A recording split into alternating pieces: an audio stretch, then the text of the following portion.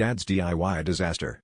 Last Saturday started off as one of those peaceful, lazy mornings where the most pressing issue was whether to have pancakes or waffles. That is, until we heard the unmistakable drip drip drip from the kitchen sink, a sound my dad refers to as nature's alarm clock. Dad, ever the optimist, declared, "No need for a plumber.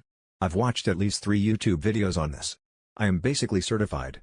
He disappeared into the garage, returning with a toolbox, swimming goggles, for reasons still unclear, and a confidence ratio that far outweighed his plumbing expertise.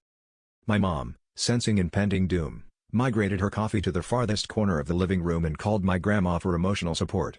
My sister and I set up a live play-by-play group chat, because if Dad was going to attempt a DIY fix, the world needed to know. The first 10 minutes were promising. Dad unscrewed something, peered under the sink, and announced, "I see the problem." All I saw was a tangle of pipes and about 17 mystery crumbs. Then came the uh-oh. At this point, Dad's head was somewhere in the cabinet, and his legs were bicycling in the air like he was training for the Tour de France.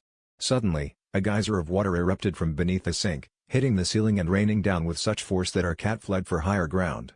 Dad, ever resourceful, tried to redirect the spray using a cereal bowl and a copy of last year's tax return, which only seemed to anger the plumbing gods further.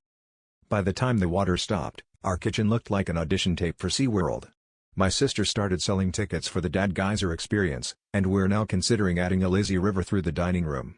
On the bright side, when life gave us lemons, Dad gave us a splash zone, so technically, I guess you could say he really piped up the party.